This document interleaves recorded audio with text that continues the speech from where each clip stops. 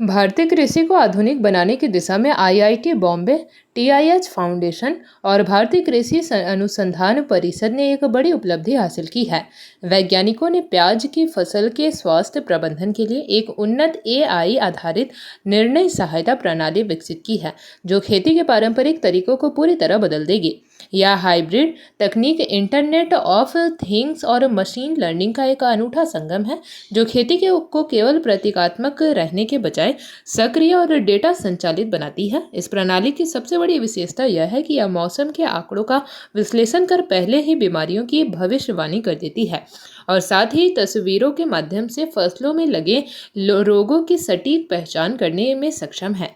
इस तकनीक को धरातल पर उतारने के लिए आई सारथी ऐप के साथ साथ संभव, सोहम और समाधान जैसे आधुनिक सेंसर उपकरणों का उपयोग किया गया है, जो खेत से मिट्टी, नमी और मौसम की पल पल की जानकारी जुटाते हैं।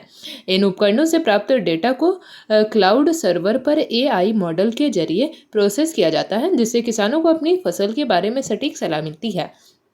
आईआईटी बॉम्बे के छात्र ने बताया कि इस नवाचार के जमीनी परिणाम अत्यंत उत्साहजनक रहे हैं। आंकड़ों के अनुसार इस प्रणाली को अपनाने से किसानों की लागत में लगभग 30% तक की कमी आई है और कीटनाशकों के उपयोग में 50% तक की भारी गिरावट देखी गई है। इसके अलावा बेहतर रोग प्रबंधन के कारण प्याज की कुल पैदावार में भी 20% तक का वृद्धि दर्ज की गई है। इस विशिष्ट तकनीक के लिए वैज्ञानिकों ने कई पेटेंट भी हासिल किए हैं और उनके शोध कार्य को अंतर्राष्ट्रीय स्तर पर प्रतिष्ठित आईईई कॉन्फ्रेंस में सर्वश्रेष्ठ पेपर पुरस्कार से नवाजा गया है। यह तकनीक भविष्य में भारतीय किसानों के लिए एक गेम चेंजर साबित हो सकती है, जिससे न केवल उनकी आय बढ़ेगी बल्कि उपभोक्ताओं को भी बेहतर गुणवत्ता वाली फसल मिल सकती है।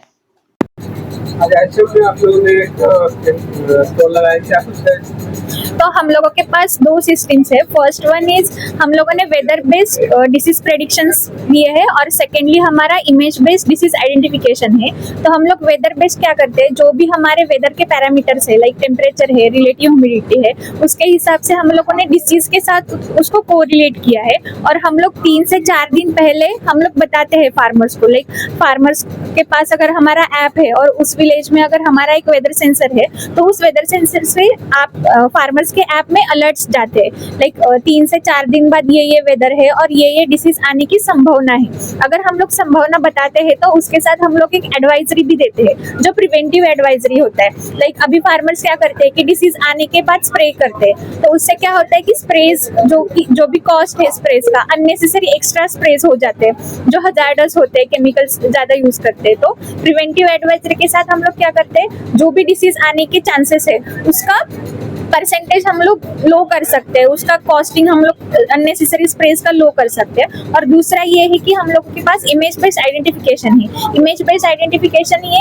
आप अपने मोबाइल ऐप से कुछ भी डिसीज का फोटो निकाल सकते हैं और फोटो के हिसाब से आपको करेक्ट आइडेंटिफिकेशन मिलेगा कि ये स्पेसिफिक डिसीज है और उसके हिसाब से आपको एक एडवाइजरी भी मिलेगा जो आप यूज कर सकते हैं एज अ स्प्रे के लिए फार्म में।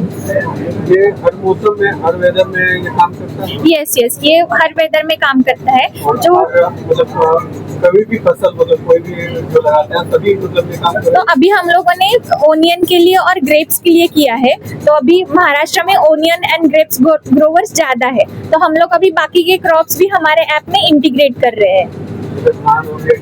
यस, वो भी अभी हमारा प्रोसेस चालू है, वो भी क्रॉप्स अब हमारे इसमें आ जाएंगे।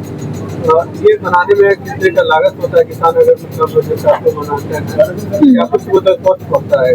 कॉस्ट वाइज अगर एक किसान तो नहीं ले सकता, एक पूरे हम लोगों को अराउंड 1.5 to 1.7 ऐसा पड़ा है। तो ये बहुत भारी मात्रा में सरकार मदद करती है, तो यस, अगर जैसे फार्मर्स के ग्रुप्स होते हैं, विलेजेस में अलग अलग फार्मर्स के ग्रुप्स होते हैं, तो एक विलेज के लिए हम लोग एक वेदर सेंसर बैठा सकते हैं। एक वेदर सेंसर 8 से 10 किलोमीटर एरिया कवर कर देता है। Yes, yes. JP Bharat live, Bharat की बात जेपी के साथ। वीडियो को लाइक करें, शेयर करें और चैनल को सब्सक्राइब करें।